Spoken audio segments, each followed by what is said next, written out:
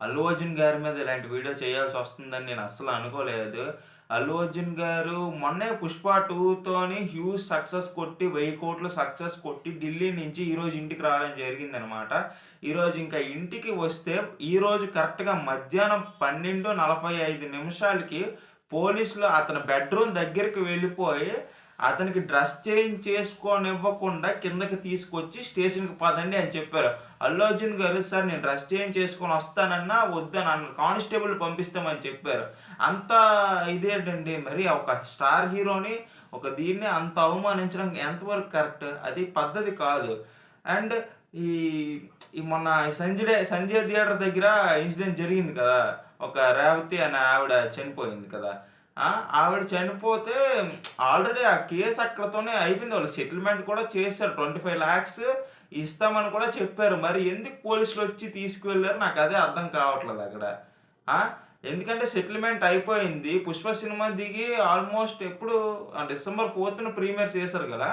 ఈ రోజుకి అంత 8 రోజులు అవుతుంది. 8 రోజులు అవుతున్నా ఆ కేస్‌ని ఇప్పుడు మళ్ళీ రీఓపెన్ చేయడం ఏంటో నాకదే అర్థం కావట్లే. అండ్ పోలీసులకు గూడా కరెక్ట్‌గా బిహేవ్ చేయలేదు. అల్లు అర్జున్ గారితోని మిస్‌బిహేవ్ చేశారు. అండ్ స్టేషన్‌కి మాత్రం ఏమాత్రం ఇదనకుండా పట్టుకొనెళ్ళిపోయారు. అండ్ స్టేషన్‌కి మాత్రం ఏమాత్రం ఇదనకుండా రెస్పెక్ట్ లేకుండా తీసుకువెళ్లారు అల్లు అర్జున్ గారిని. అండ్ ముఖ్యంగా మనం డీటెయిల్‌గా పర్టిక్యులర్‌గా టాపిక్ గురించి మాట్లాడుకున్నట్లయితే డిసెంబర్ 4న 'పుష్ప 2'కి ప్రీమియర్ చేశారనమాట. ఇప్పుడు వచ్చిన బాధేంటంటే, ఇప్పుడు ప్రీమియర్ షోకి అంటే సినిమా దిగిన రోజే చూడకపోతే అది సినిమా కాదా? సినిమా దిగిన రోజే చూడాలా? అంటే ఒక ఫ్యామిలీతోని ఉండి ఫ్యామిలీ అంటే అంటే బెనిఫిట్ షోలకి అంటే మాక్సిమం ఈ మల్టీప్లెక్స్‌లకి గట్టా బెనిఫిట్ షోలకి మాక్సిమం ఫ్యాన్సే ఎళ్తారు. అలాంటిది ఫ్యామిలీని తీసుకెళ్ళడం ఎంతవరకు కరెక్ట్ అది మీరు చెప్పండి.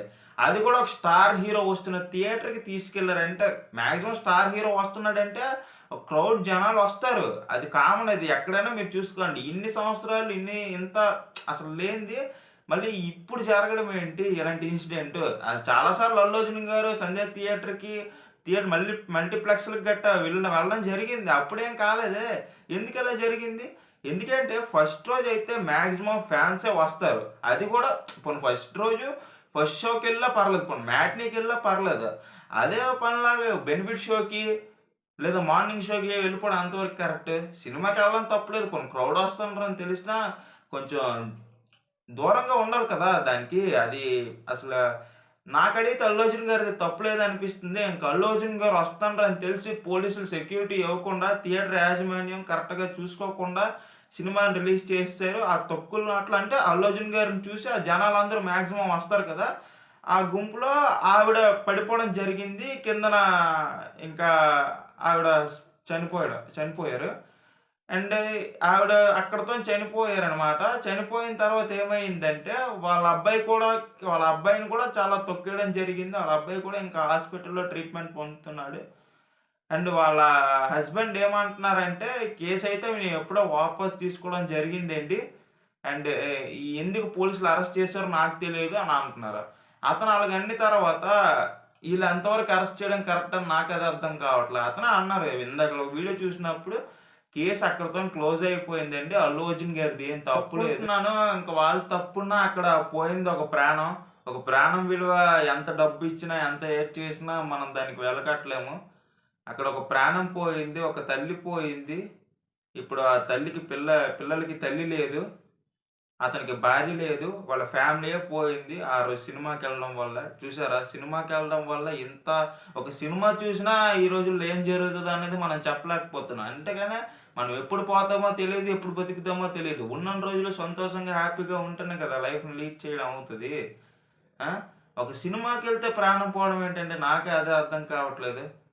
అండ్ అల్లు అర్జున్ గారి తప్పైతే నాకేం లేదనిపిస్తుంది. అండ్ ఆయన వస్తుండ్రని తెలిసి క్రౌడ్‌ని కంట్రోల్ చేయకుండా అలా ఒగ్గేసినందుకు పోలీసులొచ్చి సెక్యూరిటీ ప్రొవైడ్ చేయలేదు. అండ్ థియేటర్ యాజమాన్యం మొత్తం కూడా దీనికి బాధ్యులే. అండర్ 4 సెక్షన్స్ అల్లు అర్జున్ గారిని అరెస్ట్ చేశారు. ఎవరెవరంటే section 105, 118 read with slash and BNS. BNS అంటే భారత న్యాయ సంహిత.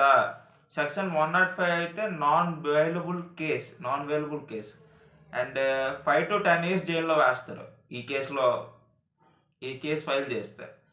అండ్ ఇది గైస్ అండ్ గత మొన్న 3, 4 డేస్ బ్యాక్ నుంచి మంచు వాళ్ళ ఫ్యామిలీ, మంచు విష్ణు గారి ఫ్యామిలీ నుంచి మోహన్ బాబు, మంచు విష్ణు గారి ఫ్యామిలీ గురించి ట్రెండింగ్ అవుతుంది టాపిక్. అండ్ ఇప్పుడు ఇదనమాట.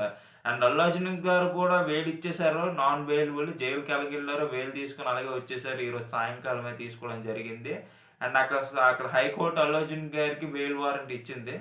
అండ్ అల్లు అర్జున్ గారైతే బెయిల్ తీసుకొని వచ్చేయడం జరిగింది.